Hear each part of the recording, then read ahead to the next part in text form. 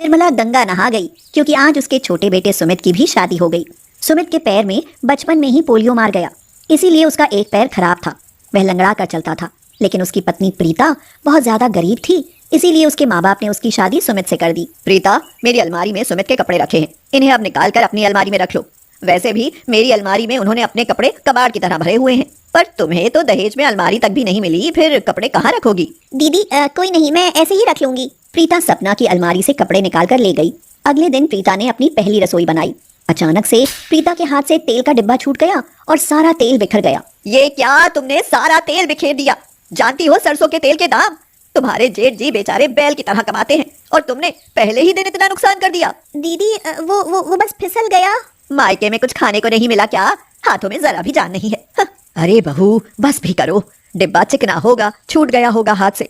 तुम तो बात का बवाल किए जा रही हो। अरे प्रीता, तुम तो रोने लगी। कोई बात नहीं बेटी, बिखर जाने दो।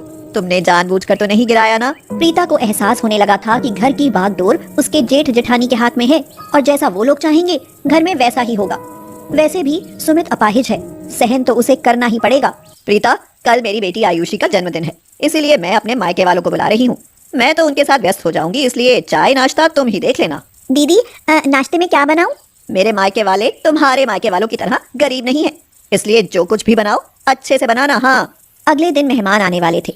सपना आयुषी को लेकर ब्यूटी पार्लर चली गई। प्रीता ने नाश्ते के लिए घर में समोसे और चाउमीन बना दिए, साथ में कुछ पोटैटो फ्राई भी। उसे पता था कि आजकल सब लोग कुछ ऐसा ही खाना पसंद करते हैं। जब तक सपना वापस लौटी सब कुछ तैयार था।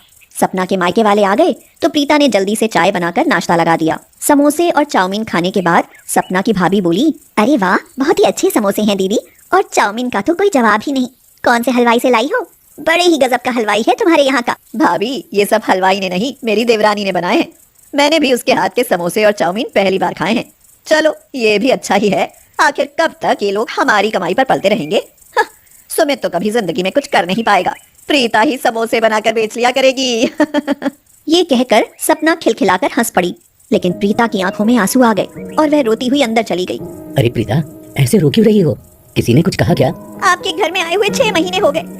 दीदी को मैंने कभी पलटकर जवाब नहीं दिया, लेकिन आज दीदी ने अपने मायके वालों के सामने मेरी और आपकी बेइज्जती कर दी। आप कुछ नहीं कमाते, हम लोग उनकी ही कमाई पर पल रहे हैं। ये क्या कह रही हो प्रीता? सब जानते हैं कि मेरा पैर खराब है, मैं कुछ नहीं कर सकता। लेकिन दीदी तो हमेशा मुझे जेठ जी के कमाने का ताना देती रहती है। सुमित को ये बात बर्दाश्त नहीं हुई और वह सपना के पास जा पहुंचा और बोला, भाभी, ये सब क्या है? तुम प्रीता को सबके सामने ऐसे कैसे कह सकती हो? देखा आप सब लोगों ने, प्रीता किस तरह सुमित को उकसाती है। वो इस घर में सुख शांति कभी नहीं रहने देगी। इससे अच्छा तो यही है कि मैं ये घर छोड़कर चली जाऊं। सुनते हो जी? कहाँ हो? चलो यहाँ से। इस घर में तो मेरी कोई इज्जत ही नहीं है। मेरे मायके वालों के सामने इतना तमाशा कि देवर जी मुझसे तेज आवाज में बात करें, मैं कभी बर्दाश्त नहीं करूंगी। चल बेटी आयुषी, अब कोई जन्मदिन नहीं मनेगा। अरे बहू, ये क्या कह रही हो? ये कोई घर छोड़ने वाली बात है? माँ जी, आप भी उन्हीं की तरफदारी करोगी? मुझे नहीं रहना यहाँ। चलो आयुषी। प्रीता बहुत देर तक सारा ड्रामा देखती रही और अंत में बोली, दीदी बस करो, आपके पति कमाते हैं और आप घर को मेंटेन करती हैं, तो बेकार तो हम लोग हुए, इसलिए घर से हम ही चले जाते हैं। सपना यही तो चाहती थी। सुमित भी प्रीता की बात से सहमत हो गया और वो दोनों घर से चले गए। कितनी अभागी थी प्रीता, जो गरीबी के कारण उसे एक अपाहिज लड़के से शादी करनी पड़ी। पति को पत्नी का बोझ उठाना चाहिए, लेकिन आज प्रीता को पति का बोझ उठाने के लिए मजबूर होना पड़ रहा था। अपने अपाहिज पति को लेकर वह दर बदर भटकती रही। अंत में उसे एक होटल में बर्तन धोने का काम मिला। तुम यहीं बाहर बैठे रहो सुमित, मैं मालिक का काम निपटा कर आती हूँ। अरे मुझे ऐसे क्यों देख रहे हो? और तुम्हारी आंखों में आंसू? मुझे जहर दे दो प्रीता, मैं ऐसी जिंदगी नहीं जी पाऊंगा। मेरे होते हुए तुम किसी के झूठे बर्तन मांजो, ये मुझसे बर्दाश्त नहीं होगा। बस कुछ दिन की बात है, कुछ पैसे जमा होते ही हम लोग कोई और काम शुरू कर देंगे, लेकिन तब तक पेट भरने के लिए तो पैसे चाहिए ना सुमित। सुमित के पास सब कुछ चुपचाप देखने के अलावा और कोई रास्ता नहीं था। प्रीता होटल में बर्तन मांजने लगी। इस काम से उसे यहाँ से पैसे मिलते थे, साथ में भर पेट खाना भी मिल जाता था। रात को वो दोनों वहीं होटल के ही बाहर सो जाते थे। अब प्रीता आसपास के घरों में भी झाड़ू पोछा और बर्तन मांजने का काम करने लगी। 1 साल बाद एक दिन प्रीता ने कहा, सुमित सुनो, अब मेरे पास इतने पैसे जमा हो गए हैं कि मैं कोई अपना काम शुरू कर सकूं। अपना क्या काम करोगी प्रीता? मैं चाउमीन समोसे बनाकर बेचूंगी। क्या चाउमीन समोसे? वो कैसे होते हैं? क्या चाउमीन समोसे के अंदर भर के समोसे बनाओगी? अरे नहीं, मैंने तो चाउमीन और समोसे 2 अलग चीजें बताई थी, लेकिन इन्हें एक कर दूं तो ये विचार भी बुरा नहीं है। मैं आज ही सामान खरीद कर लाती हूँ और समोसे चाउमीन का अपना ठेला तैयार करती हूँ। प्रीता सामान खरीद लाई और शुरू कर दिया अपना चाउमीन समोसे का काम। चाउमीन समोसा, जो भी सुनता चौंक जाता कि क्या नई नई चीजें बाजार में आ रही हैं। बच्चे भी चाउमीन का नाम सुनते ही समोसों की तरफ को दौड़ पड़ते। आइए आइए, चाउमीन समोसा खाइए, बड़ी नई चीज है भैया, अपने घर भी ले जाइए। उसकी आवाज सुनकर ग्राहक खिंचे चले आने लगे। समोसे बनाने में तो वह पहले ही माहिर थी। फिर उसका वक्त बदलने लगा और वह चाउमीन समोसे वाली बन गई 3 साल बाद। सुमित, अब हमारे पास घर, मकान, पैसा सब कुछ है। चलो घर चलते हैं, एक बार सबसे मिलकर आते हैं। मन तो मेरा भी है, मगर मैं डर के मारे तुमसे कह नहीं पाया। चलो अभी चलते हैं। वो दोनों घर पहुंचे तो देखा कि निर्मला घर का काम कर रही है। सपना के गिरने से उसकी रीढ़ की हड्डी टूट गई, जिससे वह बिस्तर पर पड़ी है। डॉक्टर ने ऑपरेशन के लिए 2 लाख रुपए मांगे हैं, जो उदय के पास नहीं है, क्योंकि उसका काम भी छूट चुका था। उन सब के भूखे मरने की नौबत आ गई है। प्रीता और सुमित को देखकर सबकी आंखें भर आईं। निर्मला ने उन दोनों को सीने से लगा लिया। बहुत देर कर दी तुमने आने में, कहाँ कहाँ नहीं ढूंढा तुम्हें, लेकिन कहीं तुम्हारा पता नहीं चला। ये सब कैसे? बस सब तुम्हारे दिल दुखाने का नतीजा है। भुगत रही हूँ और क्या। अब आई हो तो मुझे माफ कर दो, ताकि दिल पर बोझ लेकर ना मर सकूं। दीदी ऐसे मत बोलो, अगर पता होता तो हम कब के चले आते। अब हम आ गए हैं ना, आप चिंता ना करो। प्रीता सपना को अपने साथ ले गई और उसका ऑपरेशन करा दिया। कुछ महीने बाद वह बिल्कुल ठीक हो गई। अजीत भी अब उसकी चाउमीन समोसे बनाने में मदद करने लगा। आखिर गरीबी ने अमीरी का घमंड तोड़ ही दिया। चाउमीन समोसे वाली को अब घर में सभी लोग प्यार करने लगे। रमोला की सास लक्ष्मी सिर्फ नाम की लक्ष्मी थी, महाकंजूस, इतनी कि कोई बनिया भी शर्मा जाए। वो खाने पीने की हर चीज अपनी अलमारी में रखकर ताला मार देती थी। फिर जरूरत होने पर बहुत थोड़ा थोड़ा अनाज, शक्कर और तेल मसाले निकाल देती थी। उसके परिवार में उन पति पत्नी के अलावा 2 बेटे राम, श्याम, बड़ी बहू रमोला और पोता गोलू थे। महाकंजूस लक्ष्मी लालची भी बहुत थी। सुबह से शाम सबको बचत करना सिखाती और हमेशा अड़ोस पड़ोस से चीजें उधार मांगकर बहू से खाना बनवाती। जब एक दिन उनके छोटे बेटे श्याम को देखने लड़की के माता पिता आने वाले थे, तो लक्ष्मी ने बहू से कहा, अरे रमोला बहू, जाकर पड़ोसी से दूध और शक्कर उधार ले आ, अपने शाम को देखने लड़की वाले आ रहे हैं। रमोला सिर झुकाकर बोली, माँ जी, सारे पड़ोसियों ने अब कुछ भी उधार देने से साफ मना कर दिया है। सारे मोहल्ले वाले हमें भिखारी परिवार कहकर मजाक उड़ाते हैं, क्योंकि उनका कहना है आप उधारी चीजें मांगने तो भेज देती है, मगर चुकाती कभी नहीं। बहू की बात सुनकर लक्ष्मी कुछ सोचकर बोली, अच्छा तो उन पड़ोसियों को मार गोली। अरे मैं तो सामने वाले मकान में जो नए पड़ोसी शर्मा फैमिली आए हैं ना, उनसे उधार मांगने को कह रही थी। यह सुनकर लक्ष्मी के पति दुखी होकर बोले, अरे ये क्या लक्ष्मी, अब हमारे इतने बुरे दिन आ गए कि मेहमानों के लिए हमें चाय बिस्किट भी पड़ोसियों से मांगनी पड़ेगी। अरे भगवान की दया से मेरी पेंशन आती है, दोनों बेटे भी अच्छा खासा कमाते हैं, फिर ये सब क्यों?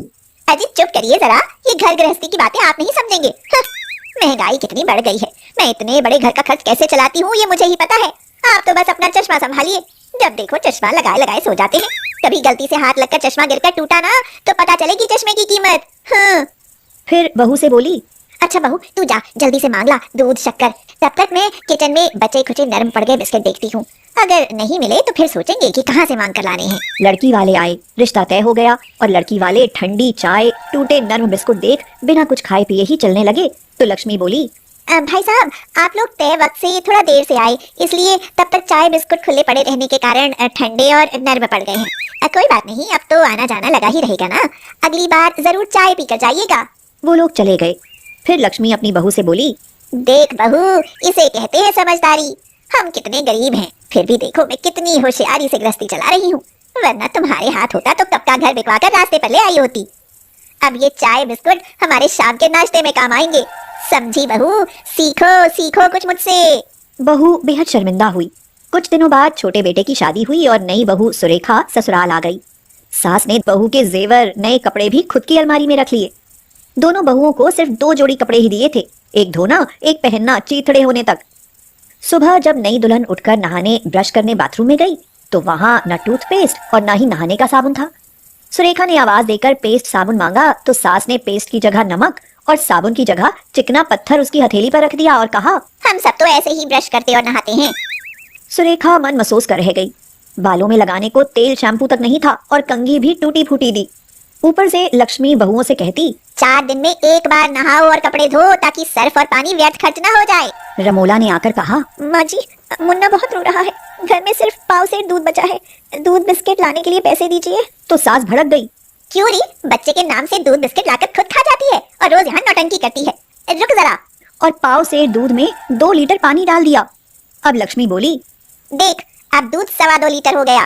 अब बच्चे को पिलाओ, चाय बनाओ, तब भी कल के लिए बच जाएगा। और यह ले, थोड़ा सा आटा भी ले जा। इसे बिस्किट की जगह दूध में घोलकर मुन्ना को पिला दे, ताकत आएगी। लक्ष्मी सब्जी तरकारी भी खुद ही लेकर आती। जो सड़ी गली सब्जी फेंकने वाली होती वह मांगकर मुफ्त में ले आती।